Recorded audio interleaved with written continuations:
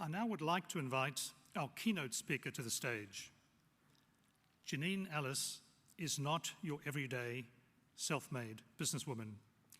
She has grown her juice and smoothie empire from a kitchen bench to an international success story. Janine will now share her knowledge with others. Indeed, she has already done that in many ways, including through her role as a shark and mentor on Channel 10's Shark Tank. And she says if she can do it, anyone can. Let me introduce Janine Allis, founder and executive director of Boost Juice Bars.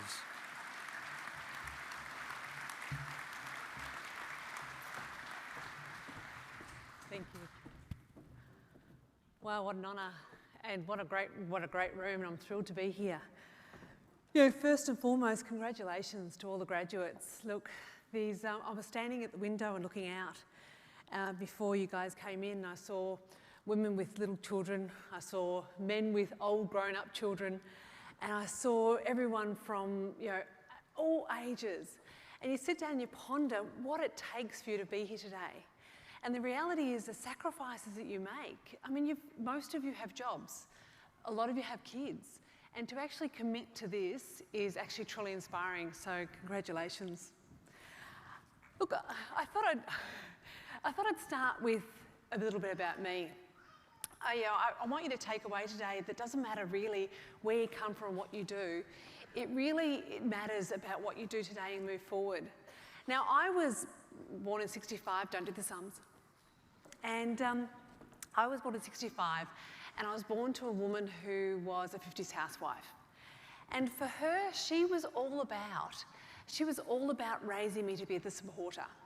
You know, if I wasn't pregnant, had my first child in 21, I'd pretty much failed. So clearly I was a failure. So she raised to say, no, you are the one to stay home. You are there to be supportive and only supportive. I actually went to a tech school. Now, I don't know if anyone's even heard of a tech school, but a tech school was designed for workers. It wasn't for leaders. There was never leadership roles. Or courses. There was courses on woodwork, sheet metal, cooking, sewing and typing. I thank God for typing. I can type 100 words a minute, but God help me with my cooking. But the reality with that was that, again, I was taught that we were the followers and not the leaders.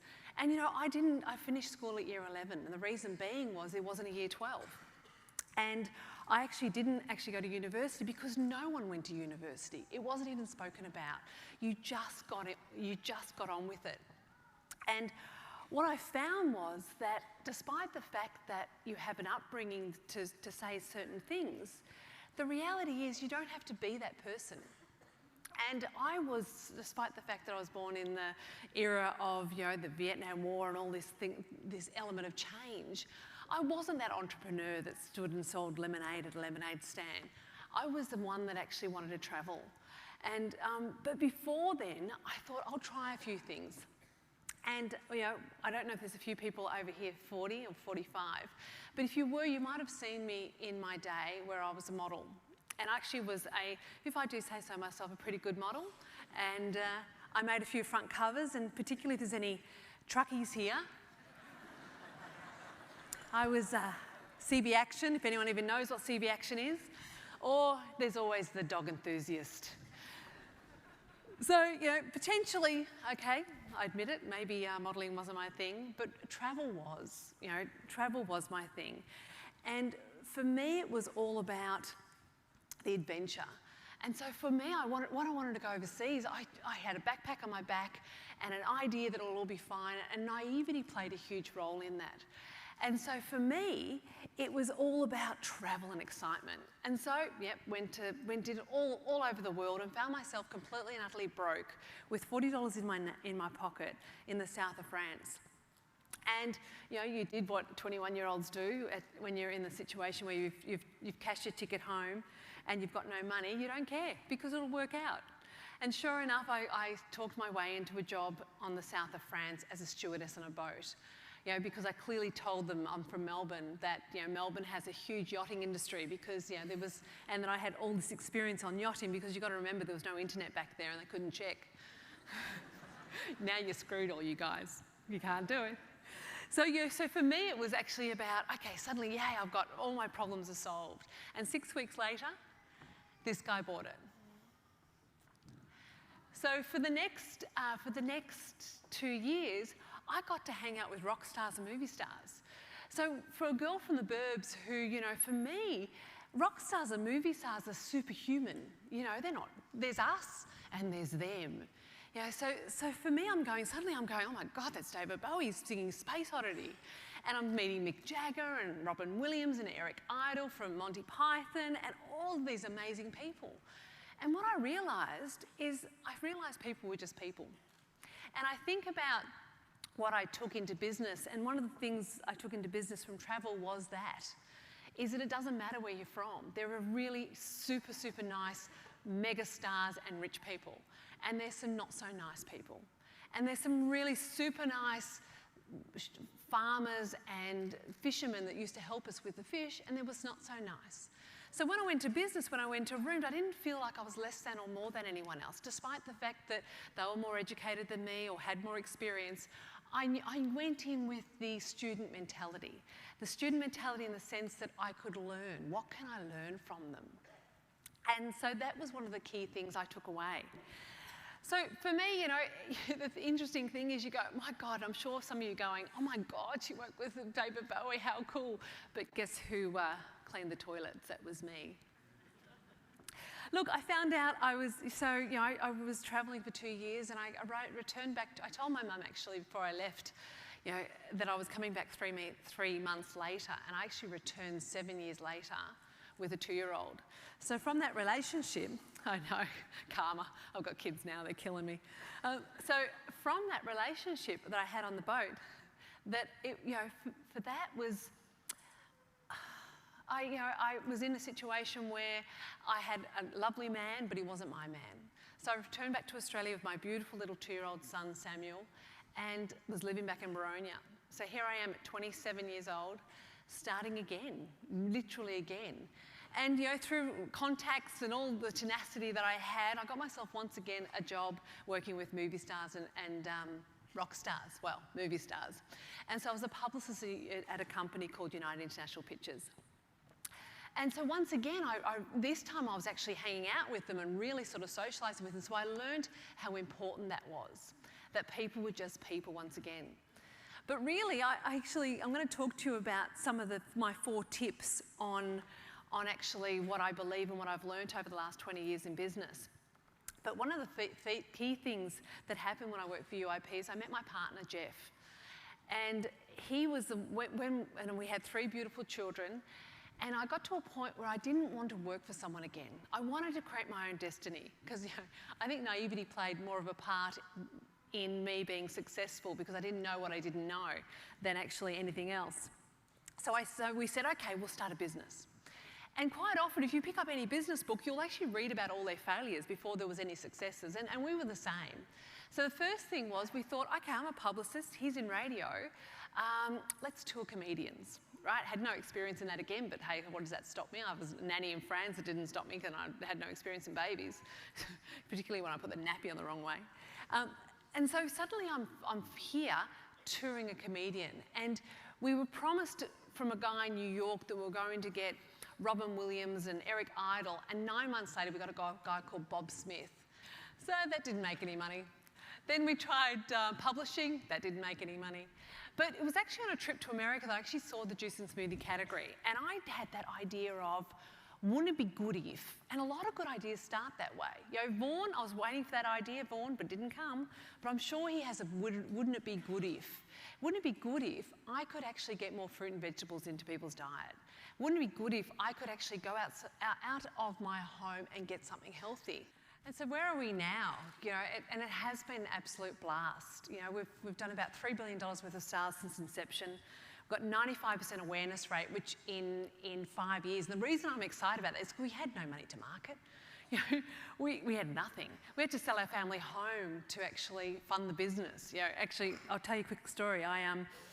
It was a point actually in the early part of the businesses we really didn't have any money. We really didn't have any. I didn't even know how I was going to pay my wages at one point.